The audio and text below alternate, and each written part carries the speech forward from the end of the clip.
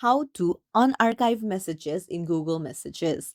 Hey everyone, welcome back to the channel. If you are new here, don't forget to hit the subscribe button and turn on the notification bell to not miss any updates. So basically, archiving messages is uh, making your inbox clean without deleting the chats.